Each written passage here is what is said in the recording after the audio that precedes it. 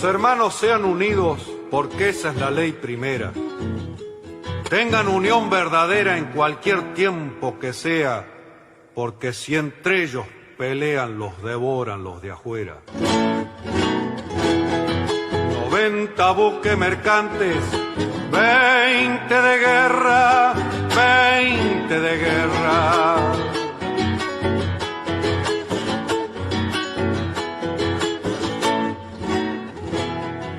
Vienen pechando arriba las aguas nuestras, las aguas nuestras.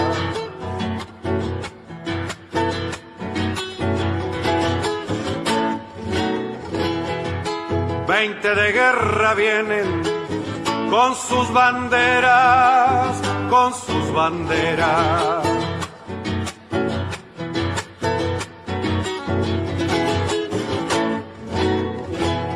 La pucha con los ingleses, ¿quién los pudiera? ¿Quién los pudiera? Que lo tiro a los gringos, Unigran 7, navegar tantos mares, venirse al cohete, que digo venirse al cohete. Buenas tardes, queridos oyentes.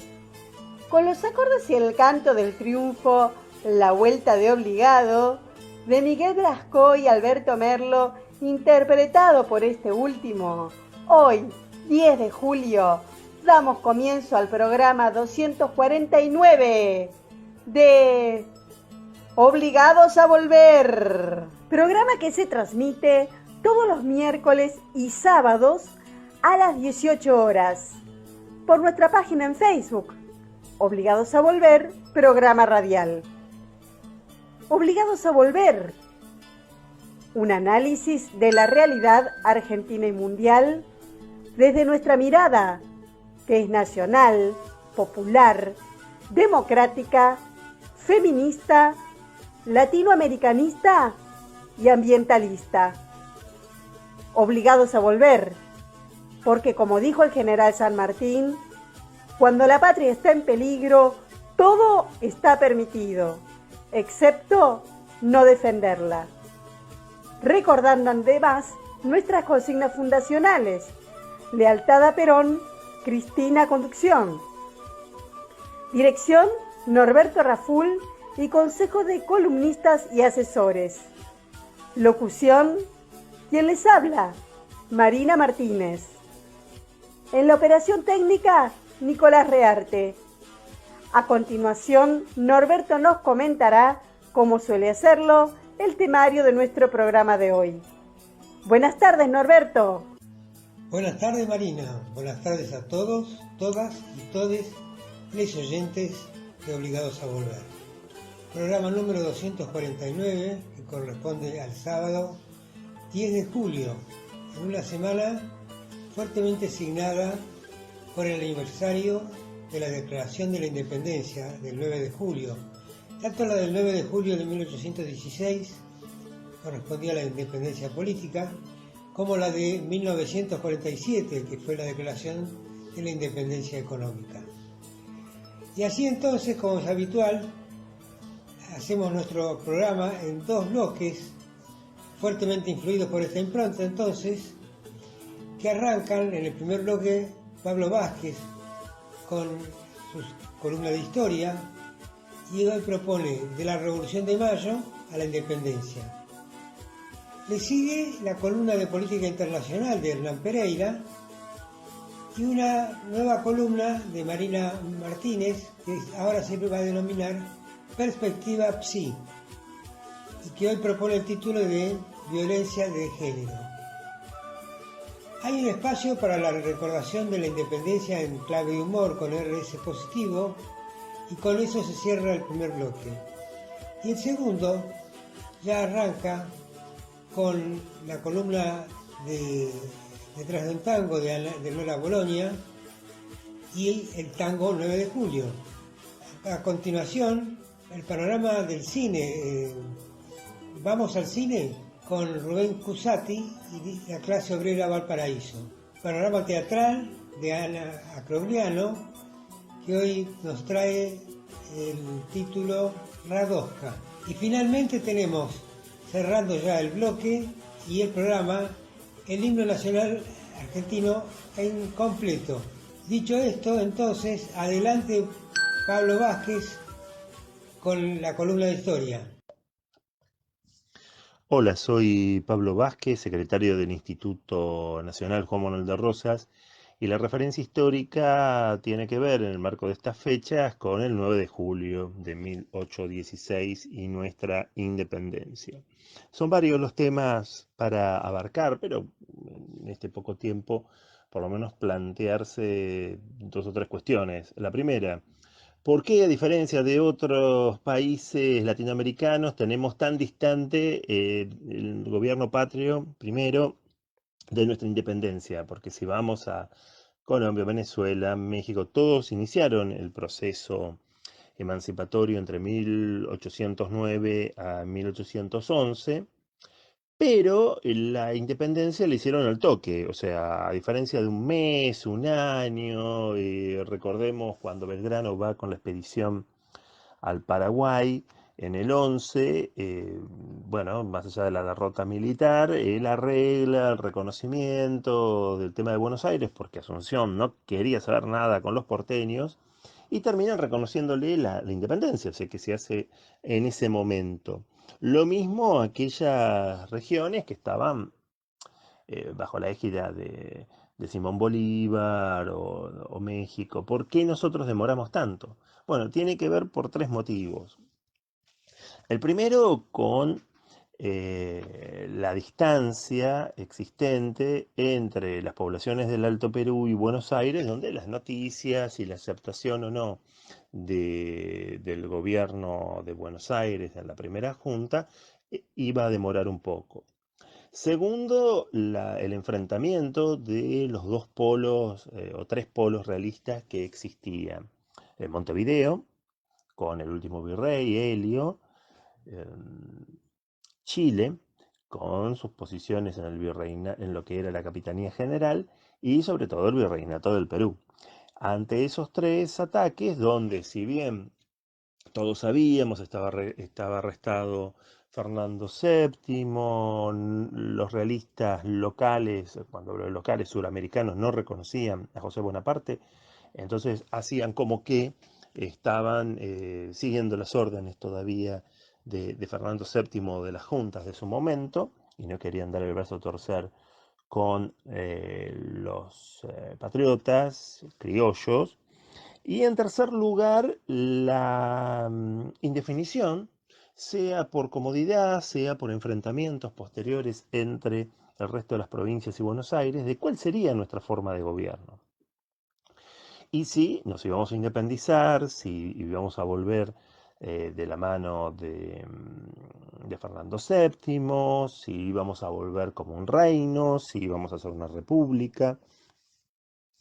A eso se le suman los conflictos iniciales, cuando las tropas de Buenos Aires no solo se enfrentan a los realistas, sino también tienen que acordar o imponer, dependiendo del caso, las autoridades de los distintos cabildos en Córdoba, Tucumán, Salta y Santiago del Estero y demás. Frente a eso también se suman los cambios del sistema. Primera junta, junta grande, primer y segundo triunvirato, el problema de la asamblea del año 13 que desnudó las diferencias entre Artigas y los pueblos libres del litoral con el resto de las provincias que tenían el dominio de Buenos Aires. En eso vamos a ver dos hechos. Una por el enfrentamiento que en paralelo Buenos Aires tiene con los realistas y con los caudillos del interior. Principalmente la figura de Artigas, que es lo que más le va a molestar a los porteños. Una por su rebeldía, dos por tener bajo su mando a Entre Ríos, Corrientes, Misiones, sobre todo Misiones y parte de Corrientes con el dominio de Andresito, y Santa Fe, que no solo responde a Artigas, sino que se declara autónoma de Buenos Aires. Recordemos que por la Intendencia de Buenos Aires, Santa Fe estaba subordinada a los porteños. Y al lograr su autonomía, obviamente eso no tiene mucho respeto por parte de Buenos Aires. En otro punto está el directorio. Lo que fue el segundo triunvirato y su disputa con el interior se resuelve con la imposición del director supremo, una especie de presidente, pero sin presidencia. Todavía no teníamos división y equilibrio de poderes. Sí, había un legislativo, pero era mero subordinado. Y ese director supremo planteaba, sobre todo con el tema de Alvear y de Posadas, algunas acciones de hasta someternos con Inglaterra. Llegamos a ese 15 donde Artigas decide, en un hecho que no es destacado en la historia, tener el Congreso de Oriente en Arroyo de la China, en lo que hoy es Concepción del Uruguay, Entre Ríos. Hay representantes de Misiones, Corrientes, Entre Ríos, Santa Fe, por supuesto la banda oriental, y algunos de Córdoba celebran ese congreso para reafirmar la potestad de Artigas y reafirmar su declaración de independencia con respecto a España. O sea, por un lado uno ve, hay una declaración de independencia previa al Congreso de Tucumán de 1816. Por el otro lado, si es cierto, esa declaración no se formaliza con un acta como en Tucumán, sino que se nombra dentro de ese Congreso reafirmando lo que ya venía Artigas insinuando desde 1813 y las instrucciones orientales en la Asamblea. En ese sentido, teniendo consolidado el poder Artigas y con la tensión con el directorio y distintos problemas desde la sublevación del portezuelos y otras cuestiones, el director supremo va a aplicar el famoso Estatuto del 15 que viene a organizar o intenta organizar el Estado que estaba en ciernes de las Provincias Unidas del Río de la Plata, y ahí sí se convoca un congreso. En realidad no es un congreso constituyente, va a ser un congreso de organización de Estado. De hecho, las primeras acciones que en Tucumán van a hacer los congresales es dictar normas que tienen que ver con la organización estatal, pero no dictaban la independencia. Por la presión de San Martín, Belgrano y Güemes, recién se logra plantear una declaración formal de independencia, donde tampoco se incluye una forma de gobierno específica, ¿no? Se hace una declaración general, se empieza a organizar el Estado en general, pero no se dice si va a ser una república o una monarquía. De hecho, unos días antes, Belgrano, en sesión secreta, había planteado la idea de una monarquía constitucional incaica, cosa que a Buenos Aires y otras provincias no les gustó para nada. En definitiva, la idea de la independencia de las Provincias Unidas del Río de la Plata, aunque en la declaración habla de las Provincias Unidas de Sudamérica, nos plantea una visión mucho más amplia que lo que meramente se creía Buenos Aires realizar. Se busca traducir la declaratoria al quechua y aymara, porque para la lógica de la época, la concentración de población mayor estaba en nuestro norte, lo que era el Alto Perú, el actual sur de Bolivia, y se dio la paradoja que en esa declaratoria de independencia de 1816, las provincias litoraleñas no estaban, en parte porque ya se habían expresado en el Arroyo de la China en el 15, y porque seguía la tensión con Artigas, y por otro lado hubo representantes del Alto Perú que declararon la independencia en representación de sus intendencias, que hoy no forman parte de la Argentina y sí del actual Estado Plurinacional de Bolivia. La independencia obviamente es un punto clave a nivel simbólico, desde lo político, pero después van a seguir los conflictos, no solo en la lucha contra los españoles, contra los realistas, sino también el, el inicio de nuestra confrontación entre unitarios y federales en el marco de la guerra civil. En definitiva, es muy compleja analizarlo en serio la cuestión nuestra de la independencia, pero eso sí, vale el hecho de rescatar las acciones de aquellos y aquellas que pelearon por tener una conjunción de distintas identidades provinciales que a la larga después conformarían nuestra actual nación.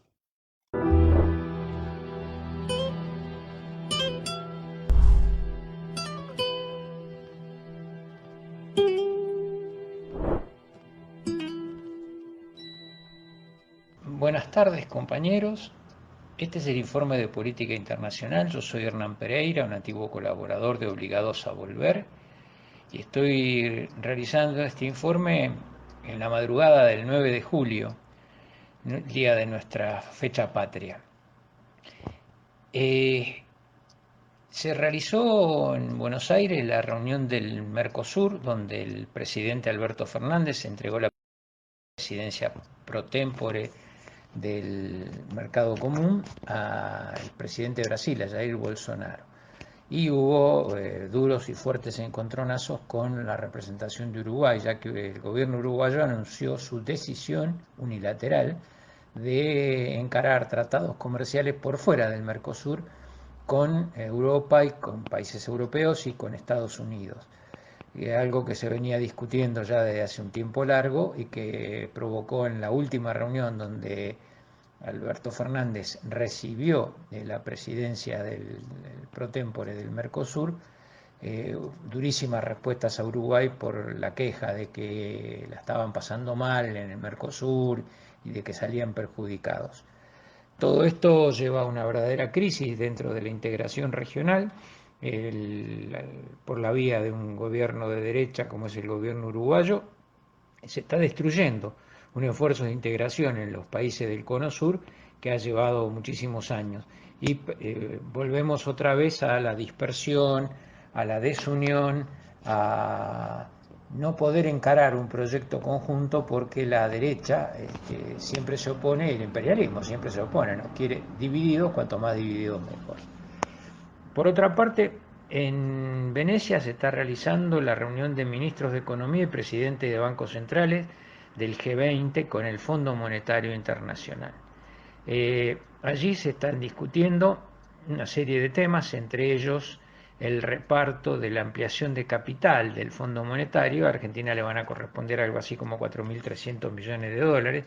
En DEG, que son derechos especiales de giro, una moneda del propio Fondo Monetario Internacional, pero que es absolutamente convertible y que va a ser utilizada según resolución de nuestro Congreso Nacional en planes para combatir la pobreza y para alentar proyectos productivos dentro del país. Pero viene muy bien y esto se haría efectivo allá por finales de agosto. De todas maneras, como el zorro, pierde el pelo pero no las mañas de FMI. Ahora tiene una presidenta, Kristalina Georgieva, que parece ser más progresista que la francesa que estaba antes, pero ya el FMI salió a recomendar que Argentina tiene que hacer un ajuste. Lo dijo en su informe precisamente para esta reunión, donde alienta a los países desarrollados a gastar y a darle plata a la gente y a no preocuparse demasiado por la inflación y que no contener la inflación con alza en las tasas de interés, pero por otra parte dice que países como Turquía, como la Argentina, tienen que hacer un esfuerzo para recuperar la confianza. Se recupera la confianza con un brutal ajuste. Es la misma fórmula de siempre, es el mismo perro con otro collar. Esperemos que le vaya bien al ministro Guzmán y al presidente de nuestro Banco Central en estas reuniones. Ha habido muchos contactos bilaterales y va a haber en el sábado 10 una reunión entre Guzmán y Georgieva, y se supone que se van a avanzar en las conversaciones para la refinanciación de la deuda que contrajo el Macri, el gobierno de Macri, de alrededor de 47.000 millones de dólares. En la región, el tema de Perú sigue ocupando cartelera por la dilación de la Junta Nacional Electoral en la consagración de Pedro Castillo como presidente. Hasta ahora ha rechazado todos los planteos de nulidad de conteo de votos que hizo el partido de Keiko Fujimori, pero no se produce la proclamación de Pedro Castillo. Esta Junta Nacional Electoral tiene tiempo hasta el 28 de julio. El 28 de julio es la fecha patria peruana y deben asumir las nuevas autoridades en esa fecha. No puede haber dilación en esto, es decir, tiene que consagrar al nuevo presidente antes de esa fecha y posibilitar que se le tome juramento y asuma. De todos modos, está la Junta Nacional resolviendo caso por caso las reclamaciones que habían quedado finalmente en pie, alrededor de 150, y que si se les diera a todas el sí, podría alterar el resultado de la diferencia, que es muy corta, es de 44.000, casi 45.000 votos entre Castillo y Fujimori en el resultado del balotaje. De modo que hay que seguir esperando, sin duda hay maniobras de dilación y probablemente se intente escamotear de algún modo el triunfo popular o condicionarlo de tal manera que Castillo llegue al poder absolutamente debilitado y cuestionado en su legitimidad, porque este es el objetivo, ¿no? En Chile sigue sesionando la Convención Constituyente, presidida por una representante del pueblo mapuche, pero hasta ahora ha tenido varios traspiés. Hay en el día de hoy una disidencia en la declaración a favor de los presos políticos en Chile, que son todos los militantes que fueron detenidos el año pasado en las grandes movilizaciones populares que precisamente permitieron esta convención constituyente. Hubo dos proyectos, uno de los pueblos originarios, apoyado por sectores independientes y de izquierda, y otro de los socialistas, apoyado por otros sectores de izquierda, y no se pusieron de acuerdo y no pudo ser aprobada porque no alcanzó mayoría ninguna de las dos declaraciones. El miedo es que la contingencia política se termine devorando a la Convención Constituyente y no pase absolutamente nada. El primero fueron el boicot del gobierno chileno, que no le puso ni siquiera computadora, había solo un equipo de sonido y estaba todo muy mal en el lugar del viejo Congreso en Santiago de Chile, donde sesiona esta Asamblea Constituyente, y después fueron la movilización en favor de la libertad de los presos políticos, que fue violentamente reprimida por el gobierno de Sebastián Piñera, y ahora es las propias disidencias entre sectores de dentro de la convención que están dificultando que se avance en el verdadero objetivo, que es dar una constitución progresista y a favor de la libertad democrática en un país que ha sufrido enormemente con todos estos años de una constitución pinochetista y la inoperancia política de la concertación para llevar adelante un proceso de reformas en el sentido democrático. En Colombia se ha desgastado la movilización popular, quedan algunos atisbos de lo que fue la gran movilización de los últimos 2 meses, y el gobierno de Iván Duque sigue reprimiendo, sigue asesinando y sigue tratando de liquidar cualquier resto de atisbo de movilización popular y de democratización. Vamos a ver cómo evoluciona la situación, pero muy difícilmente se pueda volver a repetir episodio de movilización, no se puede estar en movilización permanente, habrá que esperar cómo evoluciona el proceso político. De todas maneras, hay elecciones presidenciales en el horizonte, lo mismo que en Chile, Chile es para fin de año, Colombia al comienzo del año que viene, y bueno, allí se pueden producir novedades importantes. El otro tema importante en América Latina tiene que ver con Nicaragua. Nicaragua, el gobierno de Daniel Ortega ha detenido a dirigentes políticos, a periodistas y a activistas de la derecha por acusándolos de venir conspirando contra el gobierno de Daniel Ortega y de recibir ayuda financiera por parte de Estados Unidos. Por supuesto, todo esto se lo acusa de transformarse verdaderamente en una dictadura y en no resguardar los derechos democráticos de todas estas personas, pese a que ahí están funcionando los tribunales y hay derecho a la defensa y tienen abogados defensores, pero hay una situación muy tensa con virtual intervención en las sombras por parte del Departamento de Estado y del gobierno de Estados Unidos. Una situación muy difícil en una Centroamérica que ve ensombrecerse la situación de Nicaragua y de otros países de la región, con la situación de los inmigrantes en la frontera caliente entre México y Estados Unidos. Está muy tensa la situación en toda la América Central. Parte de eso es el asesinato del presidente de Haití, Jovenel Moïse. Jovenel Moïse, un hombre joven de 50 años, él y su esposa fueron asesinados en la residencia presidencial por un grupo comando que ingresó, según el primer informe oficial del gobierno haitiano. Eran personas que hablaban, algunas en español y otras en inglés. El Departamento de Estado salió a decir que ellos no tenían nada que ver, casi inmediatamente después de producido el acontecimiento. En realidad Haití es un país que está atravesando una permanente crisis económica, social, moral y política, que no se ha podido recuperar del terremoto de 2010 ni de todas las atrocidades cometidas por la oligarquía local en muchísimos años de la dictadura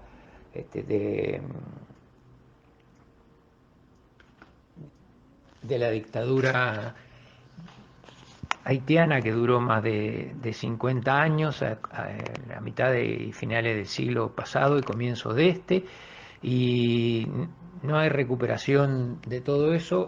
Un asesinato, un magnicidio que realmente conmueve por la brutalidad, aparentemente con complicidad de quienes lo debían custodiar, pero habrá que ver cuál fue el móvil y quién está detrás de todo esto.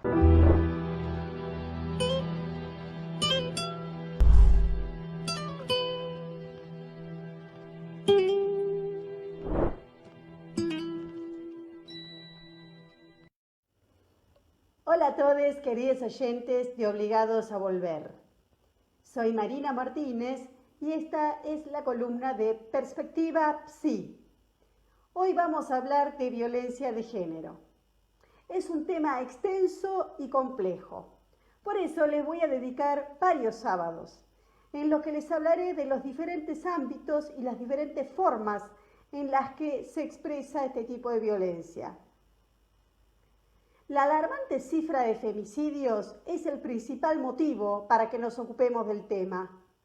Pero además hay innumerable cantidad de mujeres y personas autopercibidas como tales que sufren cotidianamente situaciones en las cuales el vínculo con sus parejas se expresa bajo esta modalidad.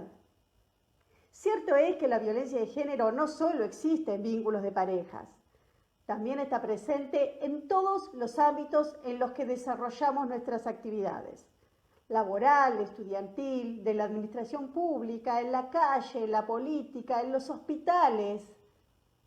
También sabemos que hay muchas formas en las que se expresa la violencia machista: psicológica, sexual, económica, mediática, física, verbal y muchas otras. Hoy voy a dedicar esta columna a los vínculos de pareja en los cuales la violencia de género se convierte en la modalidad vincular entre un hombre y una mujer o persona autopercibida como tal. Porque es muchísimo más frecuente de lo que a veces se cree, porque el daño psicológico que produce en quienes la padecen es difícil de revertir. Porque aún se sostienen estereotipos de género y mandatos patriarcales que favorecen que se produzcan estos modos de relación.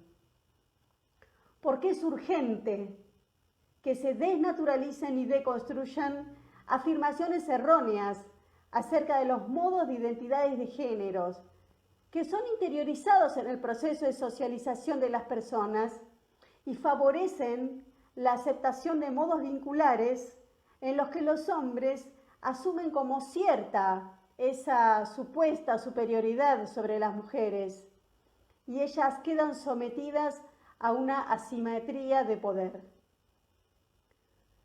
Todo vínculo de pareja comienza con los primeros encuentros entre dos personas, pero previamente cada una de ellas tiene una historia de vida en la que se han apropiado de significados, ideas, mandatos, ideales de pareja, que alimentan expectativas acerca de cómo debería comportarse alguien según su género, identidad construida socialmente, coagulada en estereotipos.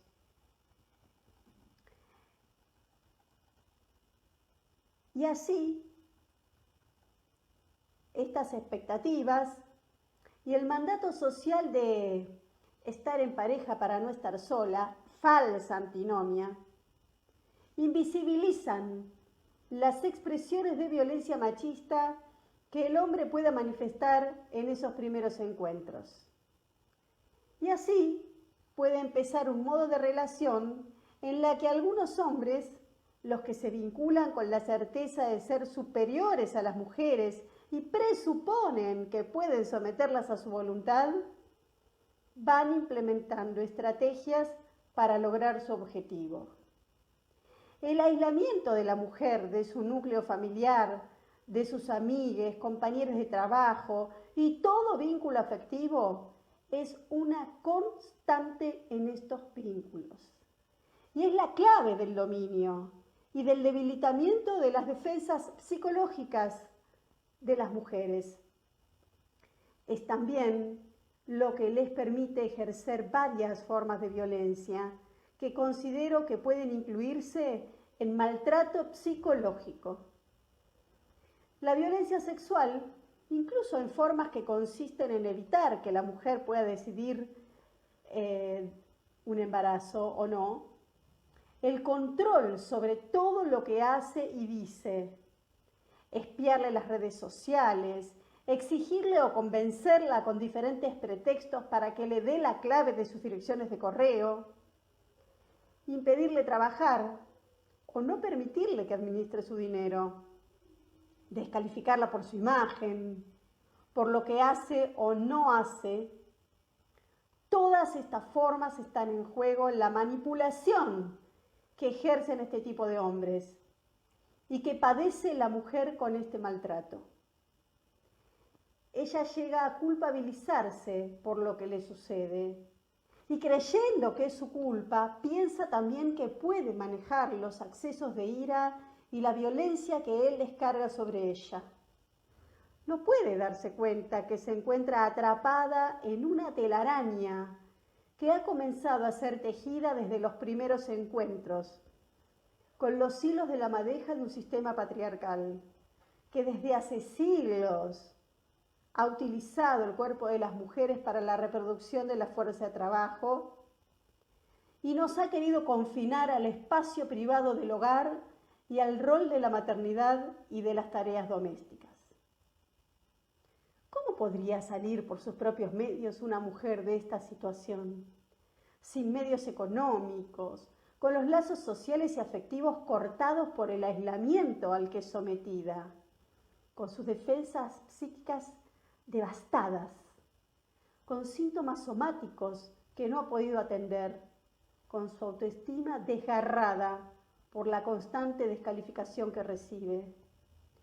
Imaginen cómo sería estar sometidas a tortura todos los días, durante todo el día, por años.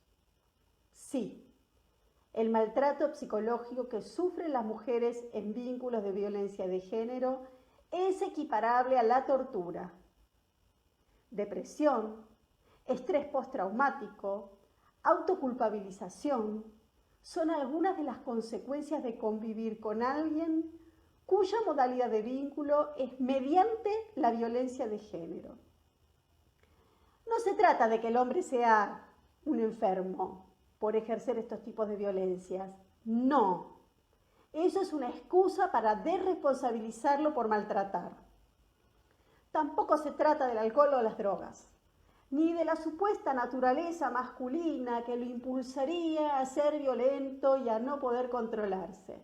No. Se trata de que ya hay que desnaturalizar y deconstruir los estereotipos sociales que le otorgan a los hombres una supuesta superioridad sobre las mujeres, tomándolas como objetos de su propiedad.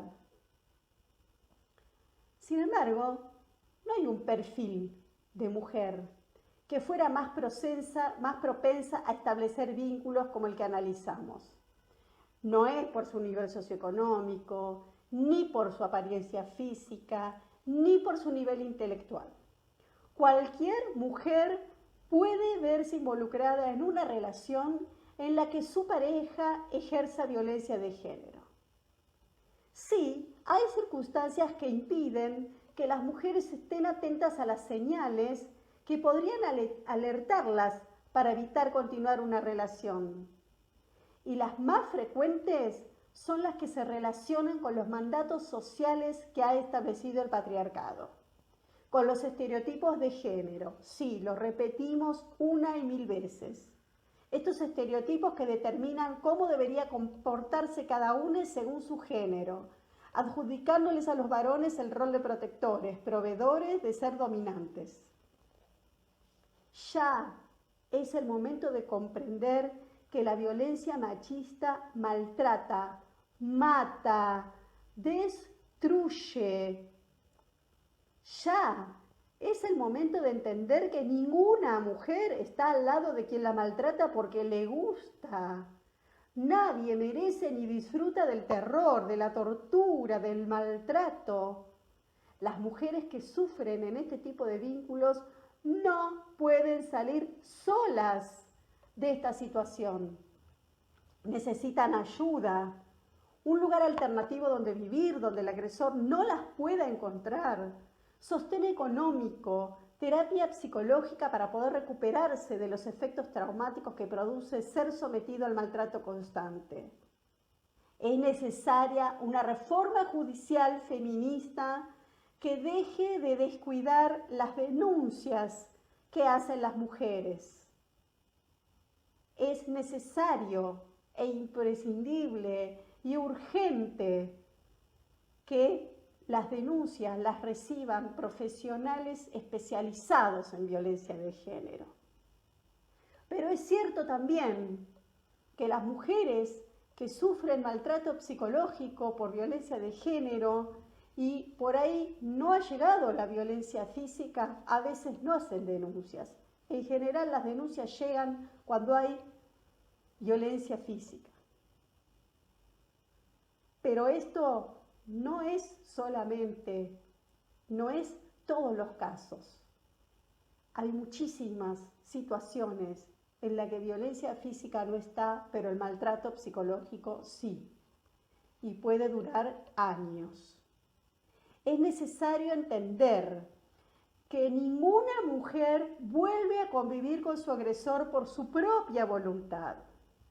Cuando una mujer toma la decisión de dejarlo, este tipo de hombres harán cualquier cosa para que ella vuelva. Pedirle perdón, amenazarla a ella, a sus hijos o familiares. Intentará obligarla si es que no la puede convencer. Es hora ya de que nos demos cuenta del padecimiento de las mujeres que sufren violencia de género. Que se deje de decir o pensar que las cosas de una pareja son privadas y nadie tiene que intervenir. Porque cuando los derechos más elementales de una persona son avasallados, eso es cuestión de todos. Es responsabilidad del Estado hacer cumplir las leyes que las amparan. No queremos una muerte más de mujeres por violencia de género. No queremos que más mujeres padezcan en vínculos en los que el maltrato psicológico, además de todas las otras formas de violencia sexual, económica, verbal, física, sea la tortura de cada día. Que una mujer pueda salir de un vínculo de violencia de género es una cuestión de todes. darse cuenta de lo que vive, entender sus dificultades para cortar la relación, establecer redes de apoyo con sus familiares, amigues, vecinos, buscar recursos en programas de ayuda, pero sobre todo rescatarla del aislamiento. Si desnaturalizamos y deconstruimos los estereotipos de género y mandatos patriarcales, además podemos prevenir la violencia de género. Todos podemos hacerlo. Hasta la próxima, queridos oyentes.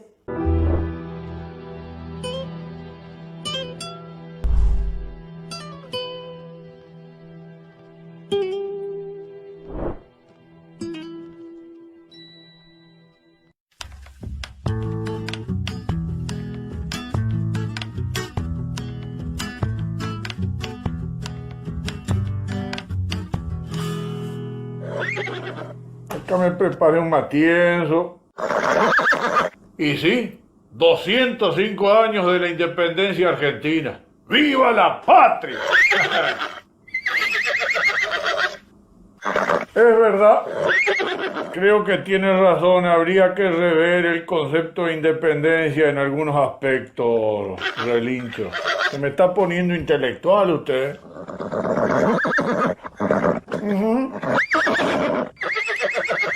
Y mire, yo tengo unos versos que preparé para esta fecha. Si usted quiere, se los canto a usted y a toda la parcería.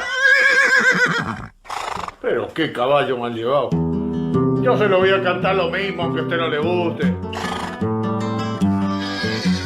Bueno. Aquí me pongo a cantar. Y en este día rescato el valor de aquel mandato que fundó la independencia y comparto con prudencia un choripán entre 4. Y acá en la ciudad está caro el chorizo, mire. En el campo es otra cosa. Sí, tenemos alfalfa para los festejos. Ah, mire, tenemos una placa ilustrada del Rudy. ¡Oh! 15 placas. ¡Fua! Y bueno, póngala. Usted que entiende de internet, póngala al aire. 15 placas, y para rato, dijo uno, y estaba comiendo tierra.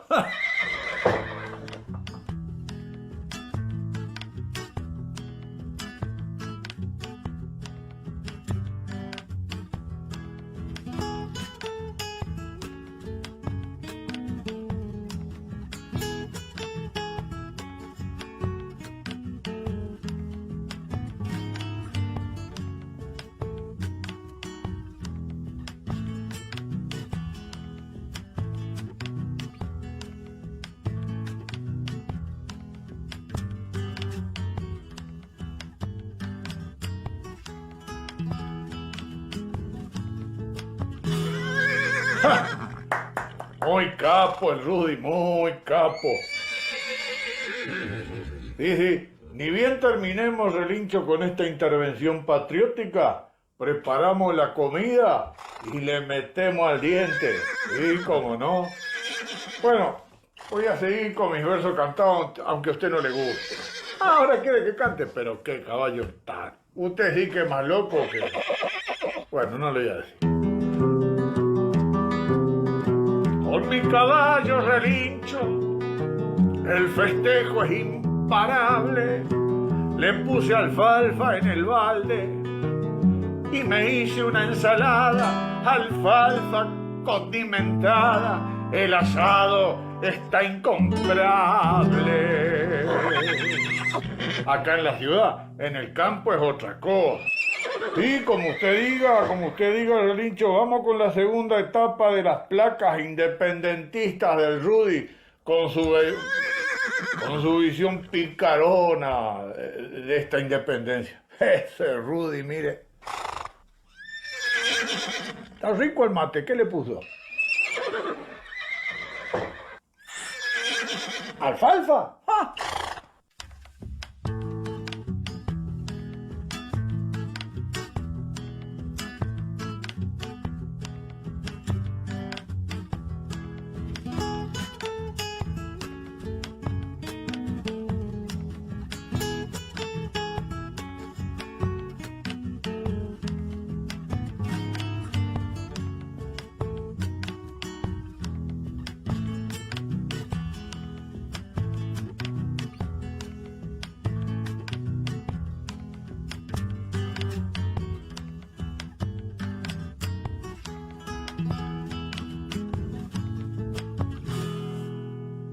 Sí, muy creativo el Rudy, ¿eh? Sí. Muy comprometido con la patria. Sí, con la nuestra, ¿con cuál va a ser? Sí, tienes razón, hay mucho amante, amanta y amanto del extranjero. Sí, esos admiradores, las cosas de afuera. Oh, las cosas de afuera siempre es mejor. Oh, claro que sí. ¿Usted qué dice? Mire, yo tengo algunos otros versos, si quiere se los canto. ¿Le parece? Bueno. Hoy está medio, ¿eh? Bueno, se lo canto. En 1816 la independencia ha llegado y hoy festejo preocupado. Ay, mamertos herederos, amantes de lo extranjero, genuflexos ilustrados. Para que no haya mala interpretación, no me refiero solo a la Argentina, sino a todo Latinoamérica. Así mal de mucho consuelo es tonto, como se dice en el campo, ¿vio? Sí. ¿Y le gustó? Ah, ¿que no sabe qué quiere decir genuflexo? Busquen el diccionario. Sí, ahí le van a explicar todo a los que, como usted, no saben algunas palabras. Busque, ahí se va a enterar. Ah, mientras busca va a poner otras plaquitas de Rudy. ¡Métale! Yo voy a calentar un poquito el agua al mate. Este Rudy, qué tipo creativo. ¡Ja!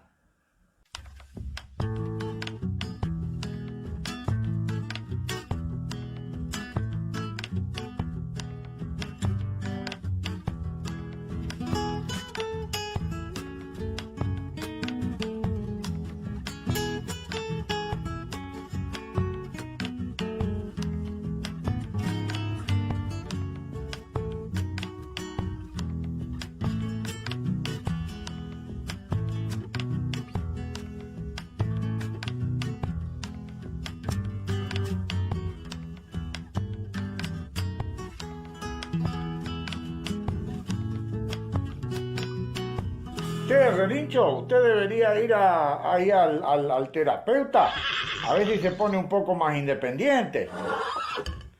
No, ya sé que usted es de Racing, le estoy hablando de Independiente, de la independencia. Mire, téngale respeto a los próceres de la historia, ¿eh? Mucho respeto a los próceres y a los caballos que, como usted, dieron la vida por la independencia de esta patria.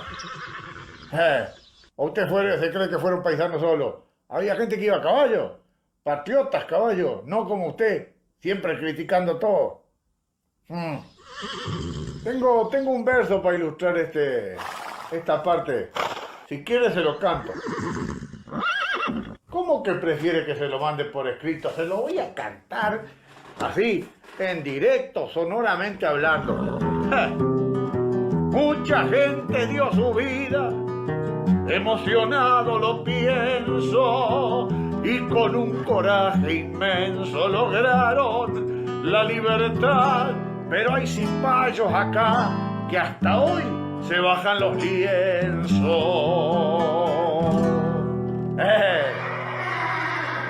Que no sabe que son los lienzos. Usted anda medio como ignorando algunas cosas, ¿no? Sí, le voy a regalar un diccionario. Lo que pasa es que usted no usa lienzo. Claro. Usted anda así nomás, como vino al mundo. Sí. Ah, tiene más plaquitas del Rudy. Métale. Un día esto me explica cómo se ponen en internet todas esas cosas, ¿eh? Bueno, está bien. Voy a buscar a alguno que me enseñe. ¡Qué caballo mal llevado!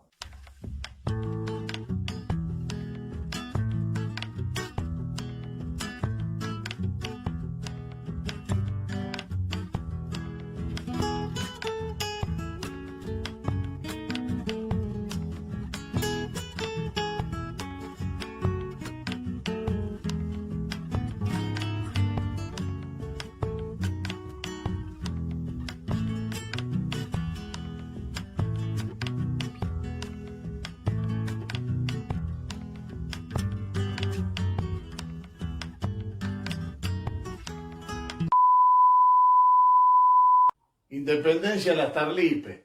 Entregamos los ríos. regalamos el correo, vendimos los trenes, concesionamos la ruta, privatizamos los servicios, dolarizamos el asado. Lo único que nos queda es la Avenida Independencia. Avenida Independencia. ¿A qué altura?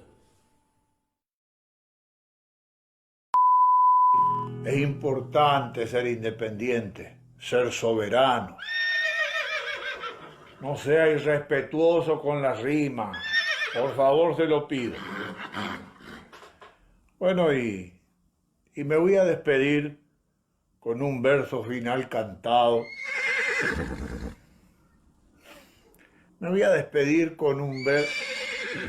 Sí, lo voy a hacer igual.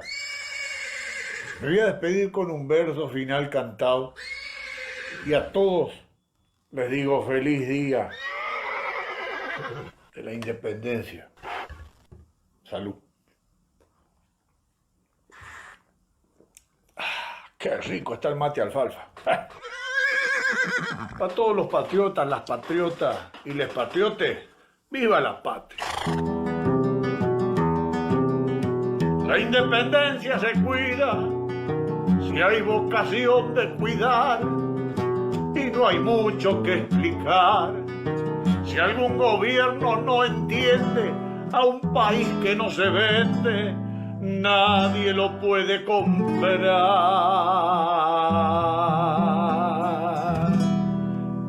Saludos, inspirado en el paisano Rubén Blades del final. ¿Te gustó? Así es. ¡Que viva! ¡Viva la patria! Vaya al baño.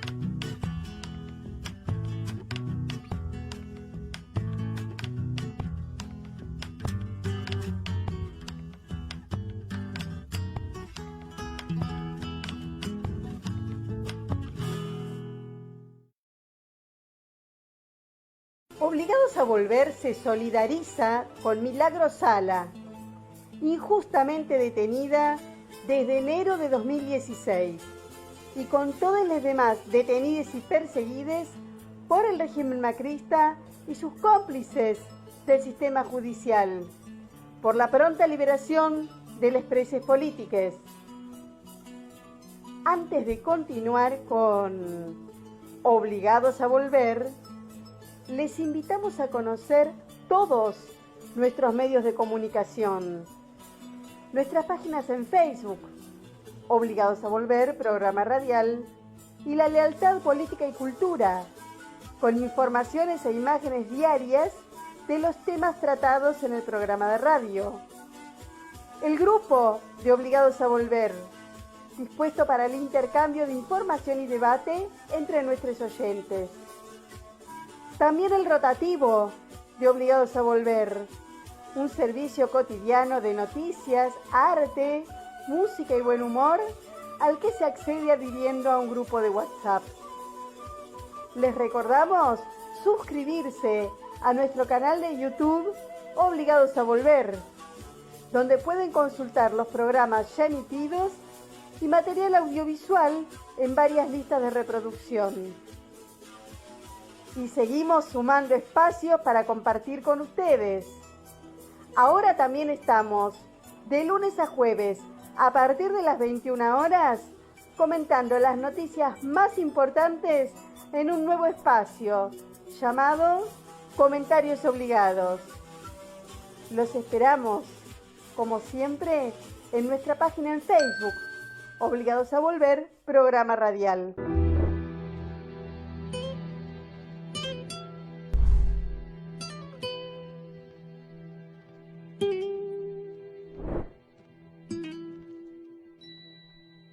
Buenas tardes, queridos amigos, oyentes de nuestro programa Obligados a Volver y de mi columna Detrás de un Tango, hoy en homenaje a nuestra fecha patria. Durante el primer centenario de la emancipación, allá por 1916, la música de Buenos Aires encontró el motivo para retratar este festejo patrio. Los poetas y los músicos, además de retratar el arrabal porteño, el amor con sus triunfos, sus frustraciones, traiciones y venganzas, también encontraron en el género una oportunidad para homenajear acontecimientos históricos o políticos, en este caso el Día de la Independencia.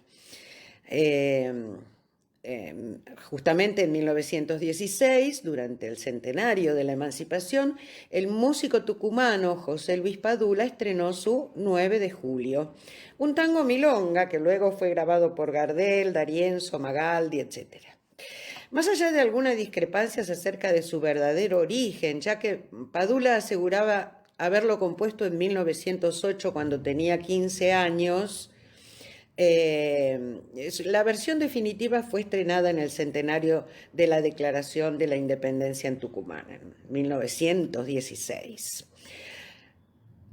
Algunos estudios mencionan también el tango Independencia del pianista Alfredo Bevilacqua como otro ejemplo de este homenaje a la Declaración de 1816. Sin embargo, y como lo comenté en el programa dedicado al 25 de mayo, a pesar de su nombre, el objeto fue homenajear la Gesta de Mayo, ya que fue estrenado en 1910 en ocasión de conmemorarse el centenario y ejecutado en plena Avenida de Mayo, frente al presidente Figueroa Alcorta y la infanta Isabel de Borbón.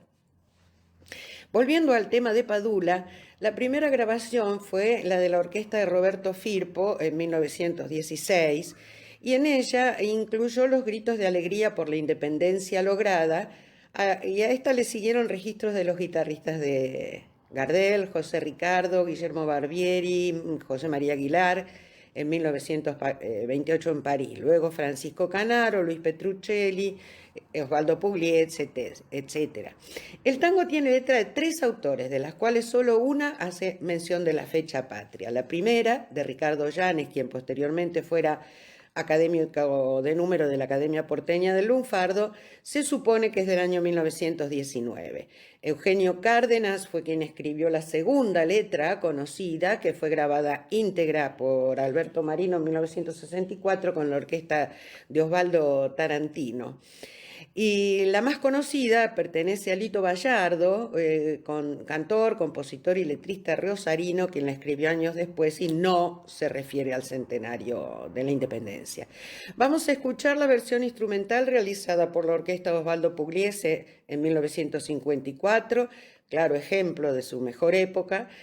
Les recomiendo también escuchar la de Juan D'Arienzo, grabada con su compás único e indiscutible en 1978 para placer de sus fanáticos bailarines, y a continuación escucharemos la versión grabada con los versos de Cárdenas y realizada por Roberto Malestar con la orquesta de Francisco Canaro, del que también existe otra versión de Roberto Malestar con los guitarristas de Gardel, José Ricardo, Gustavo Barbieri y José María Aguilar. Los invito a escuchar y me despido de ustedes hasta nuestro próximo encuentro en el programa Obligados a Volver y mi columna Detrás de un Tango. Que estén bien y nos sigamos cuidando.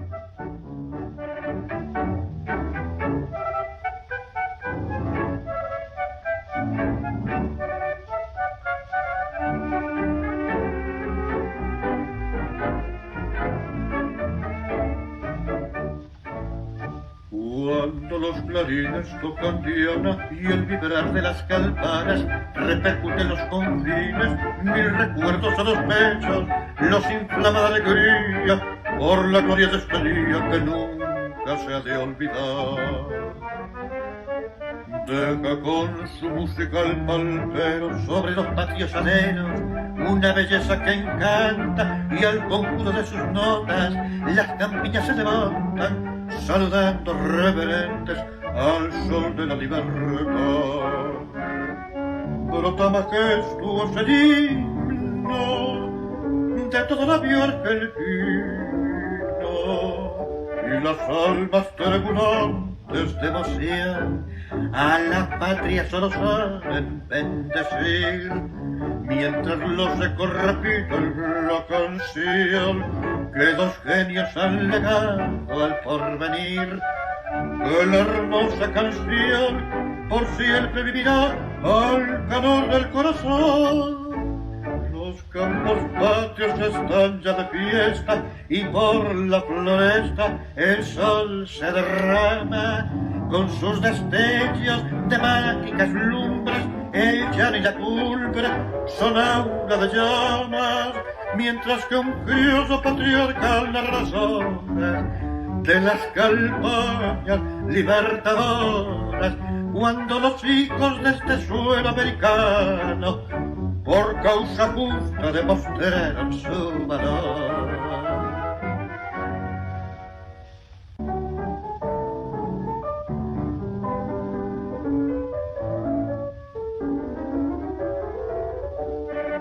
Brota majestuoso el himno de todo labio argentino, y las almas tremulantes de emoción a la patria solo saben bendecir, mientras los ecos repiten la canción que dos genios han legado al porvenir.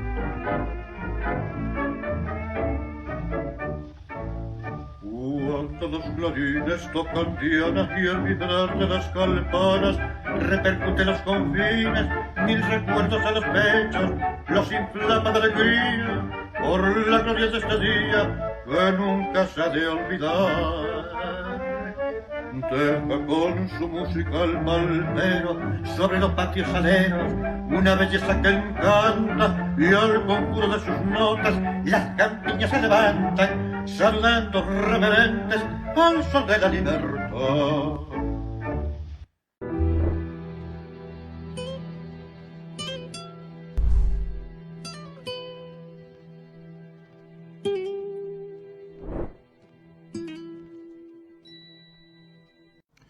Buenas tardes, soy Rubén Cusati y hoy nos movemos apenas desde fines del siglo XIX en Turín, en donde vimos a los compañeros, al Milán de los 70, siguiendo a Lulú Massa, un obrero que se irá formando conciencia de su clase, pero que también vislumbra la imposibilidad de escapar de su destino de alienación dentro del sistema. Lulú ya no padece hambre como en el 1900 y posee un televisor, un autito y algunas cosas más. Incluso existen no uno sino 3 sindicatos que se pelean entre sí para protegerlo, y además estudiantes que reclaman medidas más radicales para cambiar la vida de los obreros. Pero Lulú ha enajenado su vida y ni siquiera tiene tiempo necesario para disfrutar del amor con su mujer o relacionarse mejor con la crianza de su hijo. Vive en una abrumadora soledad, produciendo piezas que ni sabe para qué sirven y para el beneficio de otros, consumiendo objetos inútiles como un gigante tío patilludo de Donald sobre el cual Lulú descarga su impotencia. Al principio, como es muy hábil y rápido, se toman sus tiempos en hacer una pieza para el trabajo a destajo, en el que se paga según la cantidad de piezas hechas, tomando como referencia justamente las que hace el hábil Lulú. A ello se agrega la división del trabajo en sus partes más elementales, repetitivas y rutinarias para requerir mano de obra no especializada, abaratando costos y disminuyendo los tiempos de producción. Otro elemento es la cadena de montaje del Fordismo, que aplica las ideas anteriores de Taylor. Los relojes, Lulú tiene 4 o 5 y no sabe por qué, y la maquinaria dejan de ser sus aliados para transformarse en trampas que esclavizan y amputan, y así el trabajo se torna alienante para el obrero, que pierde el monopolio y el control de los tiempos de producción. Sufre un accidente de trabajo y visita a un ex compañero internado en un manicomio que indicia su demencia en ciernes. Se rebela, lo despiden y queda aún más solo hasta que los sindicatos, funcionales a la estructura de dominación, logran su reincorporación para retornarlo al estado inicial. Lulú es obligado a asumir la alegría de volver al trabajo en el más completo desamparo. El trabajo manual o mecánico es uno de los factores de la alienación. Otro es el aburguesamiento de la propia clase obrera, que se esclaviza a sí misma por el consumismo. De noche, durante la comida, casi a oscuras, con apenas la luz del televisor que les predica sobre sus cabezas, Lulú explica que el cuerpo funciona como una fábrica. Individuo es igual a fábrica. Y entonces le pregunta a su pareja. La conclusión de Lulú es abrumadora. Fábrica de mierda. En sus relaciones con el sexo opuesto cumple únicamente con los deseos carnales y materiales, pero se evidencia su pobre desempeño en el acto sexual. La máquina está oxidada, se disculpa. A su machismo se suma además su racismo. En el manicomio, su ex compañero internado le pregunta para qué sirven las piezas que hacían. Y Lulú, para demostrar que no está loco, contesta titubeando. Yo lo sé. Sirven para armar una máquina que va dentro de otra máquina, bueno, que no está aquí. La narración posee un ritmo delirante y la atmósfera es absolutamente demencial, usando la repetición como base con un tono desesperado, rabioso. El incesante ruido de la fábrica lo enfatiza la excelente banda sonora del genial Ennio Morricone. La masa obrera es tomada siempre desde arriba, deshumanizándola. El obrero masa, como el apellido de Lulú, es migrante, joven, no calificado y sin tradición de organización sindical.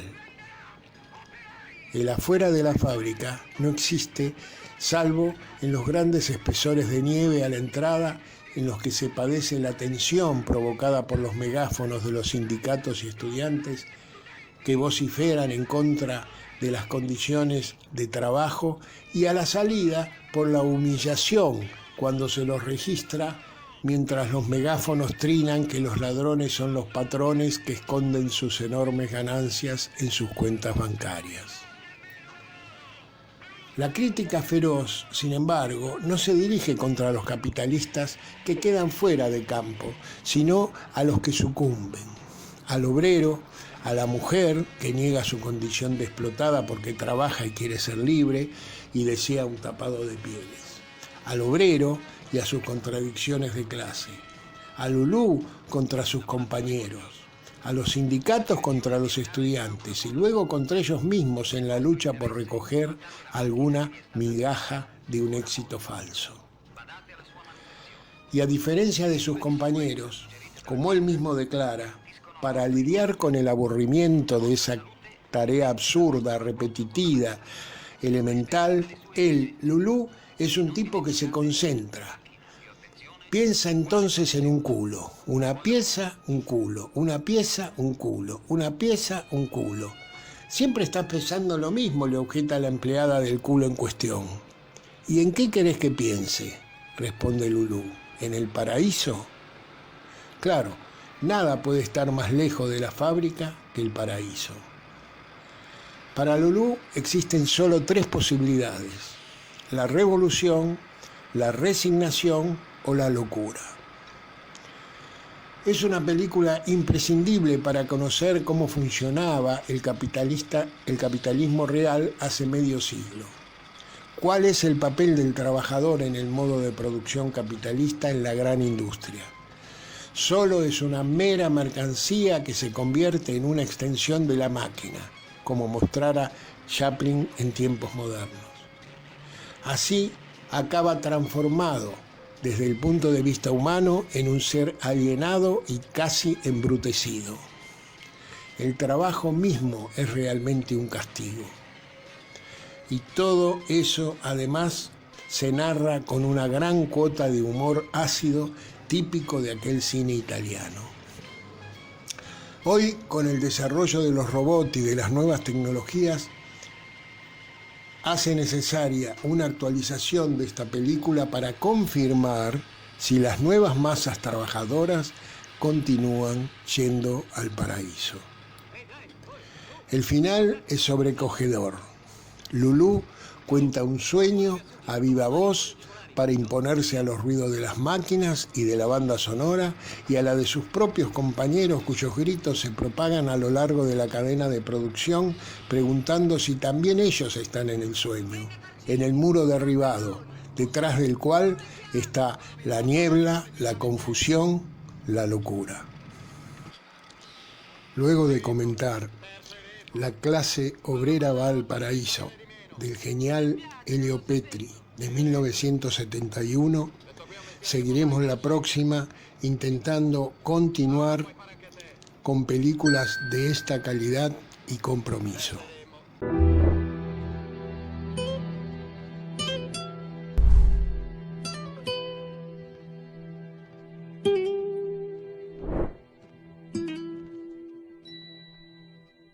Buenas tardes, queridos oyentes de Obligados a Volver. Soy Ana Crogliano y este es el panorama teatral. Hoy quería acercarme a ustedes comentándoles una obra que tuve la oportunidad de disfrutar, protagonizada por Patricia Palmer y Cecilia Dopazo, llamada Radosca. La obra es una comedia de tinte negro, escrita por Fernando Smith y Cristian Ibarzábal y dirigida por Diego Rinaldi con un ritmo muy activo y muy interesante. La historia se centra en 2 mujeres de mediana edad que se dedican a cuidar a una señora mayor de origen serbio. Se ve trastocada su vida, ya que Radosca, el nombre de la octogenaria, fallece de golpe, dejándolas en una tragedia. El desempleo se cierne sobre las mucamas y se transforma en una oportunidad para que mejoren su estándar de vida. A partir de este inicio se desarrolla una comedia muy divertida, muy efectiva, muy disparatada, con diálogos muy ingeniosos, en la que Patricia Palmer se destaca y lleva a buen puerto desplegando todos sus recursos para la comedia. Acompaña muy bien Cecilia Dopazo y al final encuentra su momento de lucimiento. Esta obra les hará pasar un rato muy entretenido, pero además es una gran propuesta para invitar al debate. Dicho esto, quería comentarles también que si bien tenemos la oportunidad de disfrutar del teatro a través de estas obras del circuito comercial, el teatro independiente aún se encuentra en graves dificultades. Si bien el año pasado, cuando se retomó la actividad, aparecieron algunas líneas de financiamiento a través del Instituto Nacional del Teatro, del Ministerio de Cultura de la Nación, que se llamó, por ejemplo, adecuación sanitaria y permitió que algunas salas se pudieran adecuar a los protocolos. Eso posibilitó que hoy pueda abrir aproximadamente el 50% de las salas, cuando en la apertura anterior de noviembre solo habían podido abrir el 20%. Sin embargo, esta apertura es de algún modo simbólica, ya que debido a los tamaños de las salas, por más que estén adecuadas, no se puede llegar al aforo del 50% porque las distancias no lo permiten y las salas pueden funcionar a lo sumo con un aforo del 30%, lo que hace que sean absolutamente inviables desde el punto de vista económico. El gobierno de la ciudad, donde se encuentran la mayoría de las salas independientes, ha dicho ya que no iba a haber ayudas de emergencia y si bien hay algunas líneas del gobierno nacional, como por ejemplo el plan Ampliar Podestad, que ayuda a que no tengan que cerrar, sostiene el tema de los alquileres, muchas de las salas tuvieron que cerrar y muchas otras han comenzado a trabajar con ese pequeño aforo, más que nada de un modo simbólico.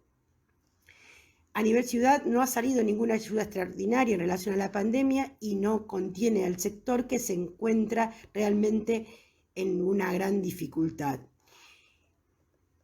Además de todos los gastos que implica la ventilación, los barbijos, la señalización, la inversión más grande sigue siendo la de la ventilación, pero no se puede seguir trabajando de esta manera. De todos modos, el Teatro Independiente sirve y sigue presentando obras, más que nada para dar visibilidad a los espacios y a los elencos y para hacer lo que les gusta hacer, que es teatro. En este momento sigue siendo una gran utopía el trabajo que dé lugar a alguna ganancia económica. Para no sentirnos tan derrotados en esta situación, los invito a tratar de seguir concurriendo al teatro y en ese sentido traje también dos propuestas, una al aire libre que se está realizando viernes y sábados en el Parque Saavedra y de la que he tenido muy buenas referencias.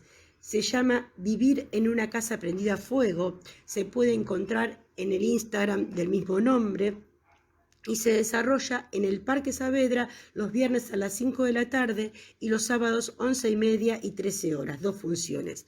Son funciones al aire libre que un fin de semana como este, que va a ser tan lindo, con tan lindas temperaturas, es un lindo momento para poder acercarse al teatro y colaborar con el teatro independiente.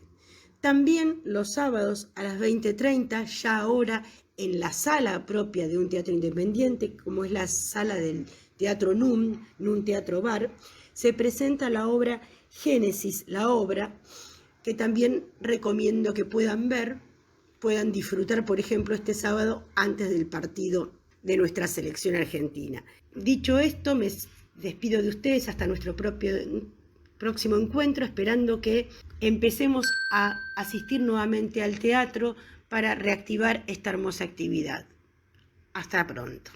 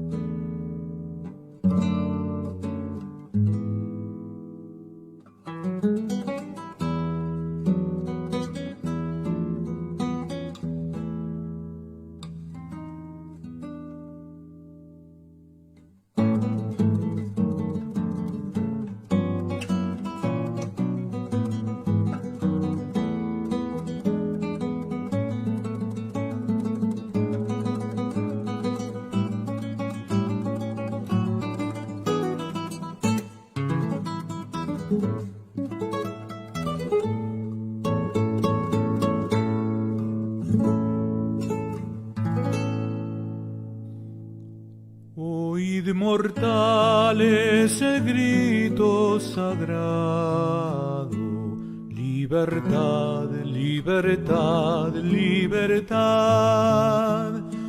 Oí del ruido de rotas cadenas, ved en trono a la noble igualdad.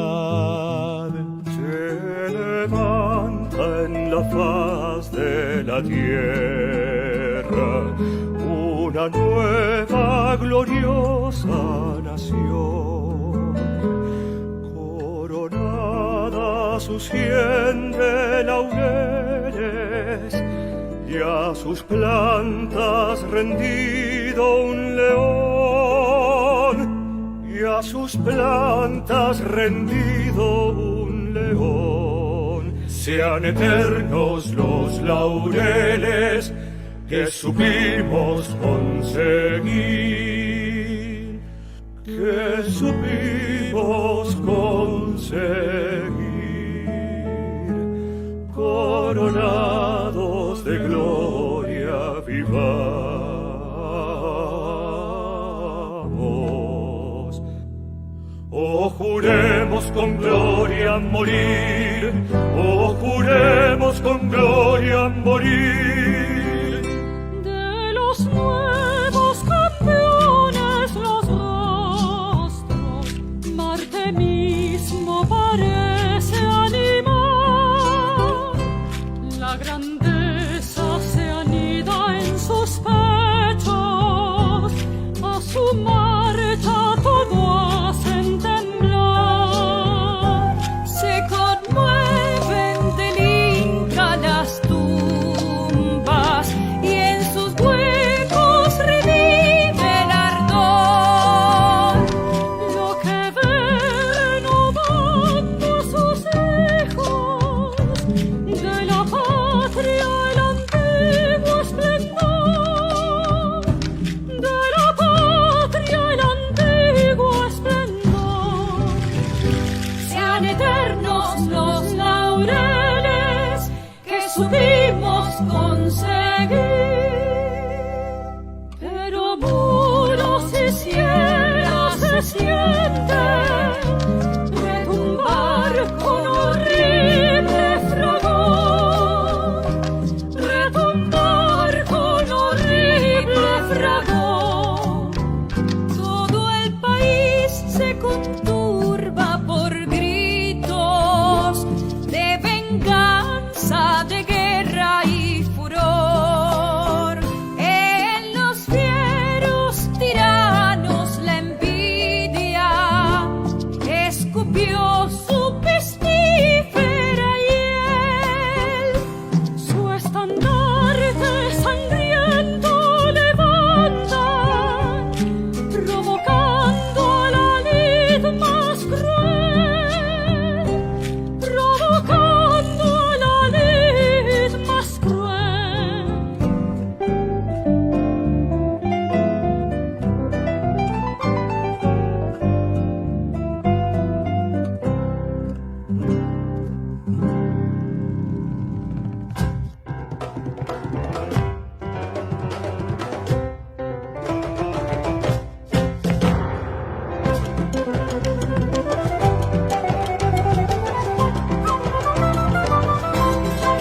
No los veis sobre México y Quito arrojarse con saña tenaz.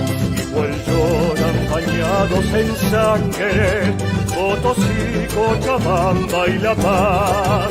No los veis sobre el triste Caracas, luto y llantos y muerte esparcir.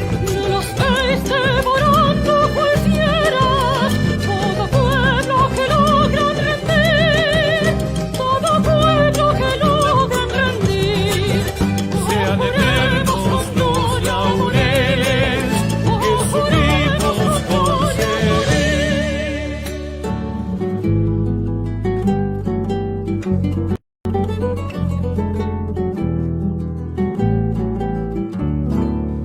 A vosotros se atreve, argentinos, el orgullo del vil invasor. Vuestros campos ya pisa contando tantas glorias hollar vencedor, mas los bravos que unidos juraron su feliz libertad sostener, a estos tigres sedientos de sangre fuertes pechos sabrán oponer, fuertes pechos sabrán oponer.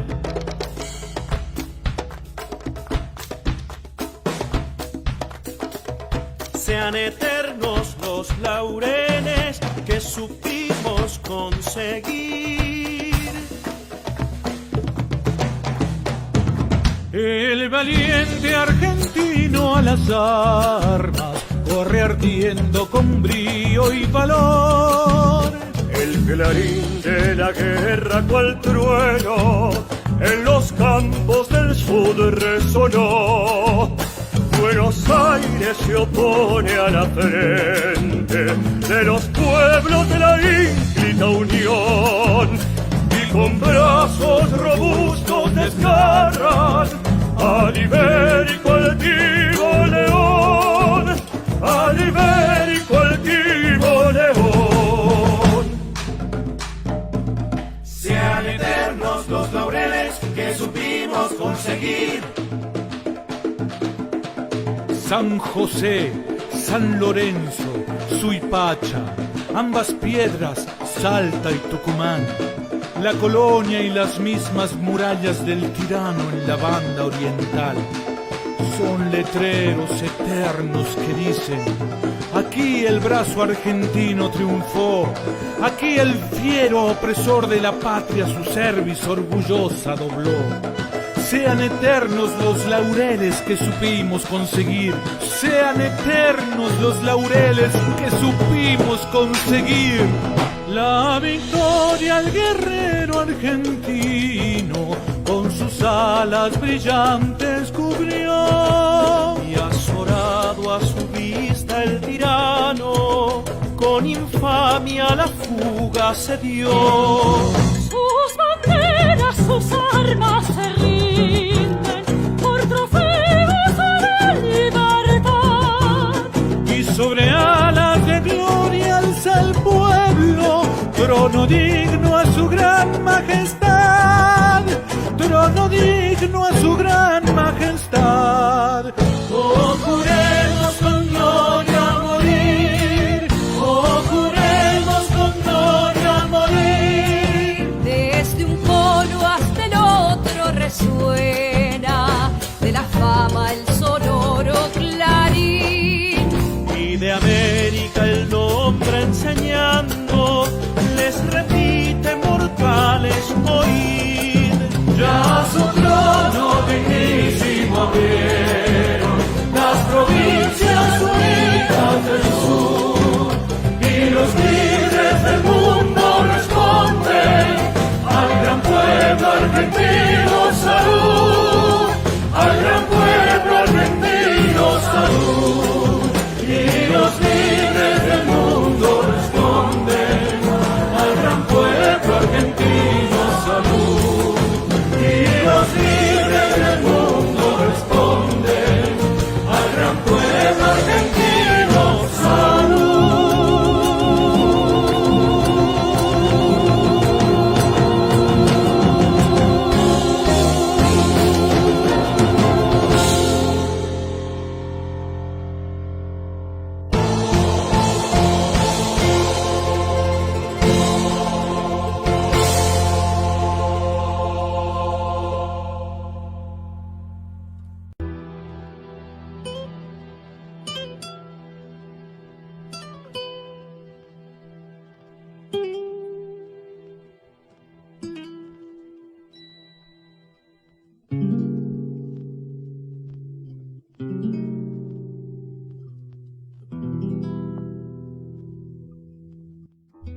Se nos está terminando el programa. Agradecemos a nuestro operador, Nicolás Rearte, por su trabajo que nos permite salir al aire. A todos los oyentes por su atención, especialmente a los que ponen me gusta en nuestras páginas de Facebook. Antes de despedirnos, les recordamos que nuestro programa de radio, Obligados a Volver, se transmite todos los miércoles y sábados, siempre a las 18 horas. Y los comentarios obligados, de lunes a jueves, a partir de las 21 horas. Este fue otro programa de Obligados a Volver, acompañándoles en sus casas desde la de cada uno de los que hacemos este programa, cumpliendo las disposiciones del Gobierno Nacional en la lucha contra la pandemia. Volvimos, pero estamos obligados a seguir militando, porque la patria sigue estando en peligro, ya que la derecha reaccionaria, que no acepta que fue derrotada en las urnas, acecha sin disimulo para desgastar y combatir a nuestro gobierno, elegido por el pueblo. Por eso, continuaremos nuestra tarea siguiendo el legado del Libertador San Martín. Cuando la patria está en peligro, todo está permitido, excepto no defenderla. Recordando y reivindicando nuestras consignas fundacionales: lealtad a Perón, Cristina Conducción.